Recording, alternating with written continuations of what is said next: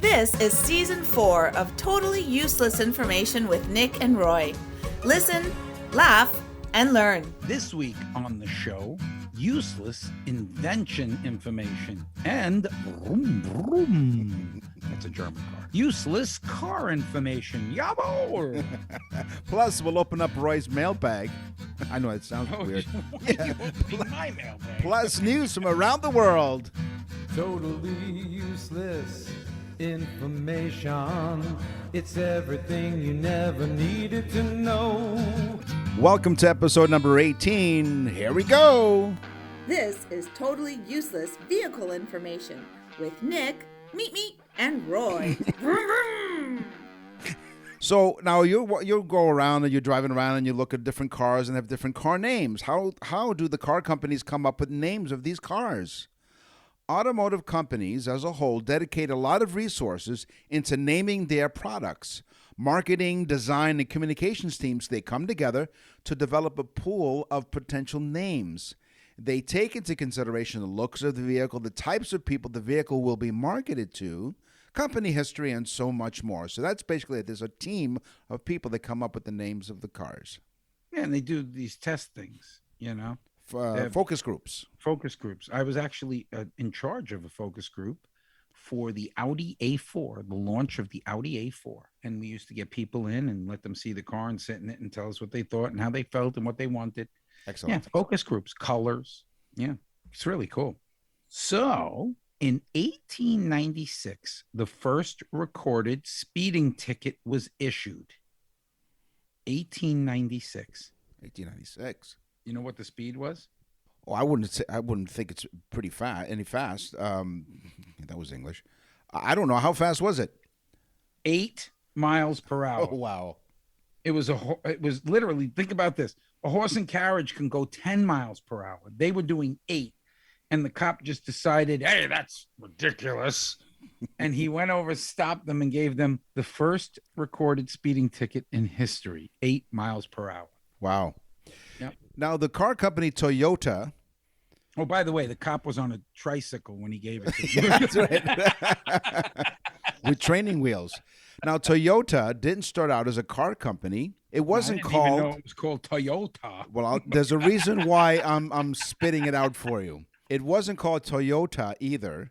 In 1926, Sakichi Toyoda founded the Toyota Automatic Loom Works, a company that made looms, not cars. In 1933, think of Yoda, right? Toyota's son, Kichiro, started a separate motors division, and the company's cars quickly took off. Right. Now, how did we get from Toyota to Toyota? In 1936, the company held a competition to design a new logo, and the winner consisted of the 3 Japanese characters that made up the Toyota name. After giving it some thought, the Toyota family decided that the slightly tweaked Toyota was stronger. Writing out Toyota with a D required 9 brushstrokes, and, you can't have 9 brushstrokes. So Toyota requires only 8. 8 is significant because it's their lucky number. Listen to me. It's just like the Japanese, okay? I'm sorry, but the Japanese, they piss me off. Why? Okay? That's not their name. Cruise control was invented by Ralph Titor in 1948. Now, folks, get ready for this one.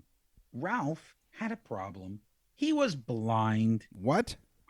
Ralph was blind, and he was driving with his lawyer, probably because he was driving the day before and needed a lawyer. Yes, most likely.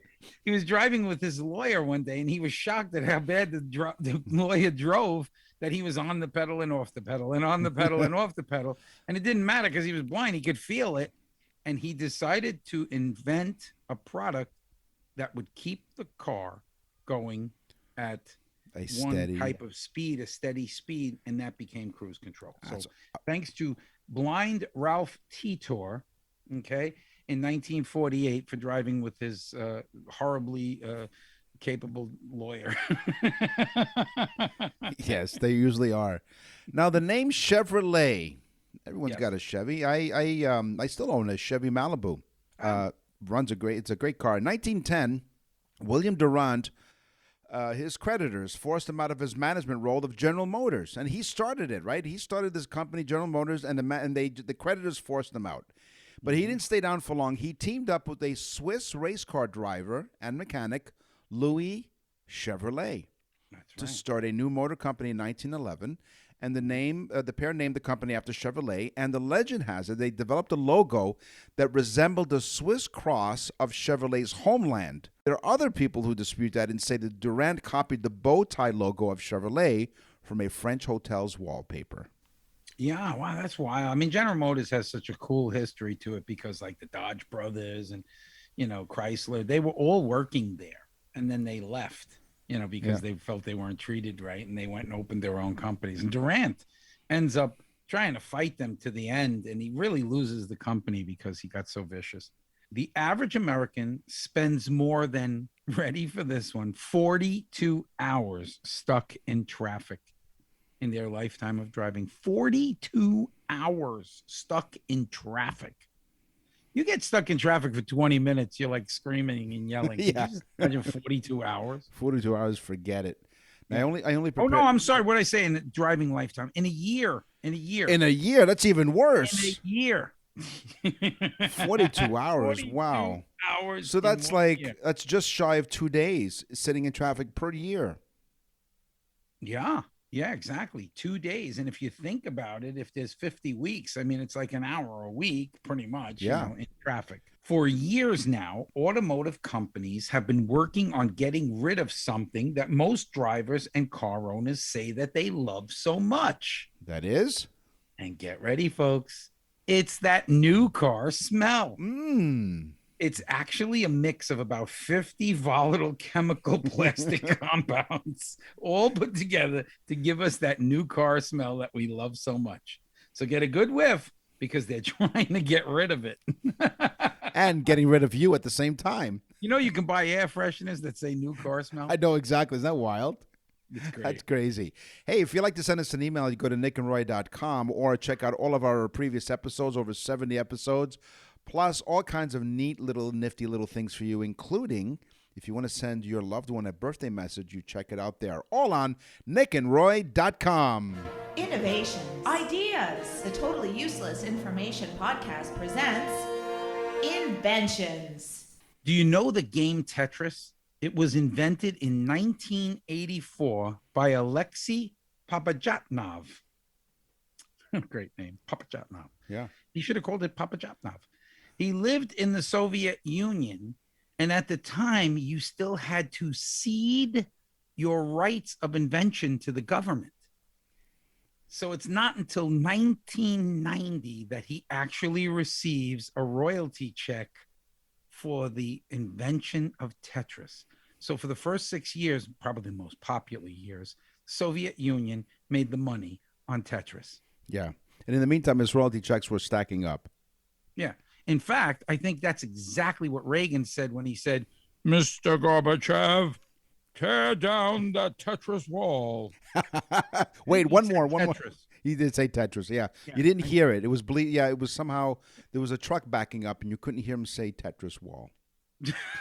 This product does not have a patent, and for very good reason. In 1953, the Rocket Chemical Company was looking to make a rust prevention solvent and degreaser. It would be used in aerospace industries. The reason why the company didn't apply for a patent, they would have to disclose the ingredients. And they were really afraid of copycat products. The product? WD-40. Why is it called WD-40? Because the previous 39 water displacement formulas did not work. WD, water displacement 40. Wow. Yeah. How cool. Yeah. It was like 40th try. Yeah. Garrett Morgan. Do you know his name?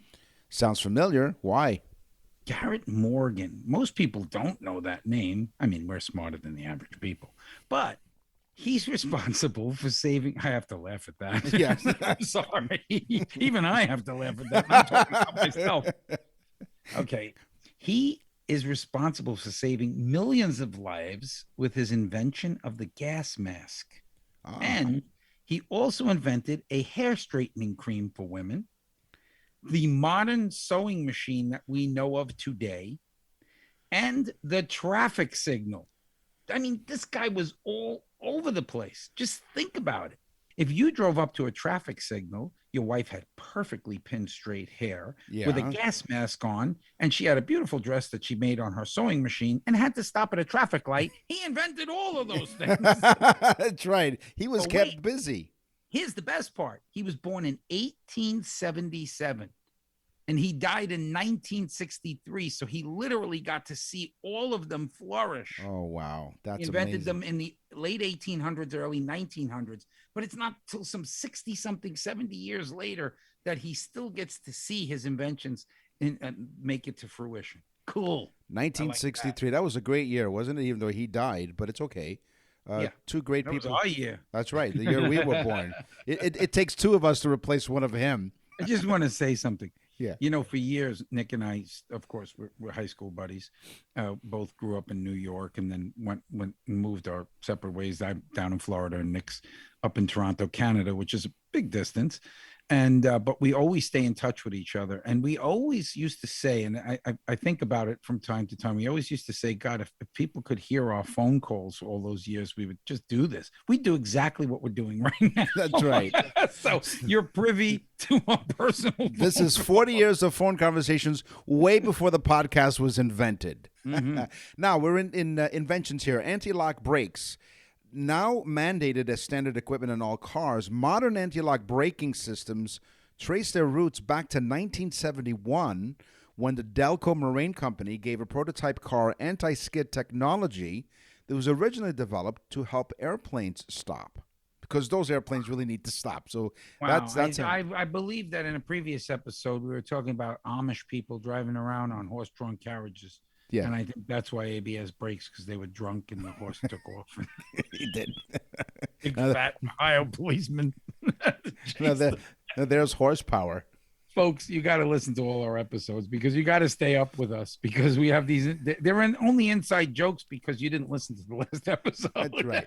And Yeah. while you're there, subscribe and share nickandroy.com. Oh, yes. And leave us an email. You might be on the show. A scientist named Edward Benedictus was working on a plastic material compound when his glass flask, you like the way I said that? His Yeah. glass flask fell to the floor. Oh, That's nice alliteration. it is. His glass flask, shaped as a phallic, fell to the floor.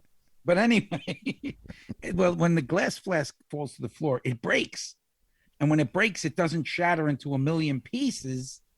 And he looks at that and says, ooh, plastic, then glass. It doesn't shatter like glass. Thus, safety glass was invented for car windows. Way to go. What was his name again? And his name was Edward Benedictus. And he saved thousands of people that losing their eyesight from glass being, and of course, misfigured faces due to glass shattering and, breaking in their face. Really cool story. So the next time you're at a birthday Safety party, glass on doors too. Of that's right, and safety glass on doors, not just automobiles, but on doors and buildings as well. So yeah. really great and quite useful invention. Absolutely. Now, as we get closer and closer to normal lives, we get to attend birthday parties, and their birthday person is about to blow out their candle, and you're like, oh my God, we just went through a pandemic. Why? I don't want to get all kind of spit all over me when they blow out the candles. Well, let me introduce you to Blow-Z. It's a handy tool for blowing out birthday candles without spreading germs all over the cake. The Blow-Z is essentially a hollow plastic tube with a fan at one end. When you blow into it, a sensor detects the airflow and activates the fan for a comparable burst of air. Meanwhile, the germ-laden the germs go around the tube and gets thrown back towards you, so you infect yourself. The only thing your potential germs come to contact with is yourself. The Blow-Z. Oh, the Blow-Z. I thought I purchased one of those in one of those sex shops. It was called the Blow-Z. It was the name of your never mind. I don't know. I think that was a vacuum cleaner. I'm not really sure. It was the name of your sex doll. Blow-Z. Betty Blow-Z. It's no Hazel, it's Blow-Z. Oh my God. Okay, so we had spoke about tea bags were actually an invention that came about due to samples that used to be put in these little bags. Right. But I didn't know the full story, and I got it. Thomas Sullivan would send out tea samples in small little silk pouches. But his patrons, when they would get them, they thought that this guy Thomas put them in there so that they could steep the tea instead of putting it in the metal balls that they used at that time to steep tea. And of course, they called up Thomas and said, "Hey, Thomas, this is ridiculous. It didn't make tea." Of course, the silk was too heavy of a woven fabric. It wouldn't let the tea actually steep. So instead of saying, "Oh, you guys are morons, I just put it in there to give you a little bit of tea to taste," he said, "Wow, what a great idea." And what he did was he got a less tight weave on a piece of gauze, and that's how the tea bag comes about. Now his samples were able to steep right there, and it became a tea bag. That's amazing. Oh, Which wow. is another thing I read about in a sex shop. The old Yeah, tea bag. the old tea bagger. You're listening to Totally Useless Information with Nick and Roy. And if you'd Yes. like to go to our website, leave us an email, go to contact us. What's our website, you ask? nickandroy.com. What's in the mail? Ah, mailbag. Yes, this one is from Betty Blosey, my blow-up doll. Why, what a coincidence. What a coincidence. She's so understanding. This job blows. Yeah, I know. Vladimir, get ready. I love this. Guys, really, I love the fact that you guys are going to nickandroy.com and sending in mailbags. We are reading these. I'm actually calling Nick up sometimes at ungodly hours. He works real early. That's right, yeah. And he sits on the toilet reading them, so you can just imagine some of the phone calls. But go on. Exactly. Could you imagine how upset Betty Blosey is? Doesn't pay any attention to me I'm anymore. sitting on the toilet. She's on my shoulders. But anyway, makes for a great conversation. I'm like, "Hey, Nick." Each sold separately. All right. Vladimir is from Grigoripol, Moldova. Now, we're in 57, 58 countries, folks. Grigoripol, Moldova. And by the way, he's not the only person in Moldova that listens to this show. I'm hoping it's him telling friends. So he says, he starts off, "Wow, exclamation point, dot, dot, dot, dot, dot." He writes, "You guys are very funny, exclamation point, dot, dot, dot, dot, dot, and very interesting, exclamation point, dot, dot, dot, dot, dot.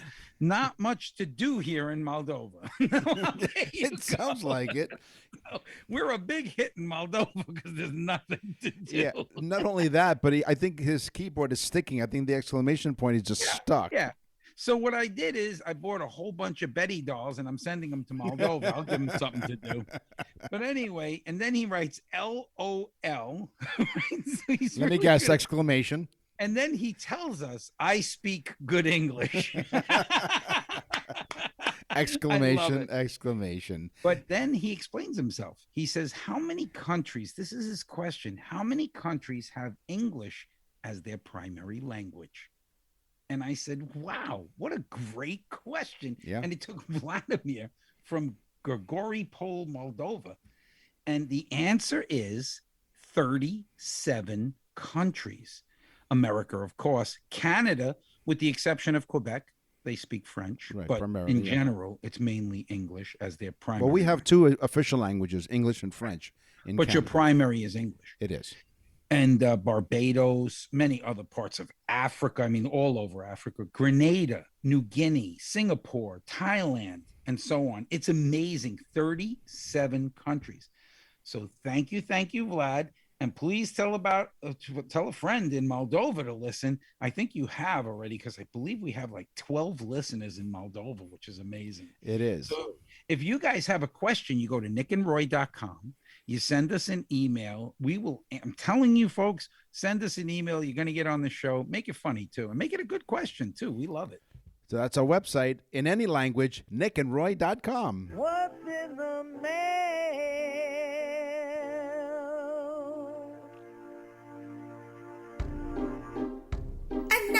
for something completely useless. Get ready. I'm about to blow your mind. Okay, just like the Like Betty? like Betty Blosey. Yes. Betty Blosey. Now I know you're wearing headphones. So all of you in the audience, we're going to do this all at the same time. I want you to Hamster. take your finger and put it in your ear and scratch it. Yeah. And listen to that sound. Try it. Yeah. I'm Okay. doing it. Yeah. It sounds like this.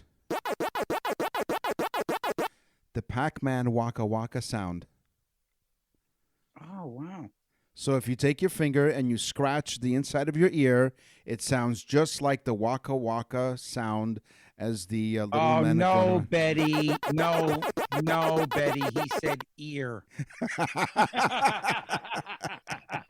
Today we talked about inventions. We talked about all kinds of cars and inventions. And Betty Blosey, it's time for the news. And now, from around the corner and around the world, this is TUI News. A man was spotted on camera in HBH Wallicott, it's a store in Cornwall, England, trying to steal an electrical item by hiding it down his trousers. But he was caught by the security staff before he left. He tried to steal a massive sound bar by hiding it in his trousers and trying to sneak out of the shop. But he was caught. He said to them on the way out, "Hey guys, how you doing? I got to get home. I make pornographic films." Yes, he wanted to The check. man has a sound bar down his trousers. That's It looks right. Like a But- big pallet. But it's a massive sound bar, right? You know, hey, check out my woofers Where'd he put the bass section? in the back. In the video, the man can be seen with enormous items sticking out of the top of his trousers before he lifts his top and tries to conceal the rest of it in his jacket, so he's adjusting it. Oh my! The thief was trying to best conceal it in this enormous package, poor guy.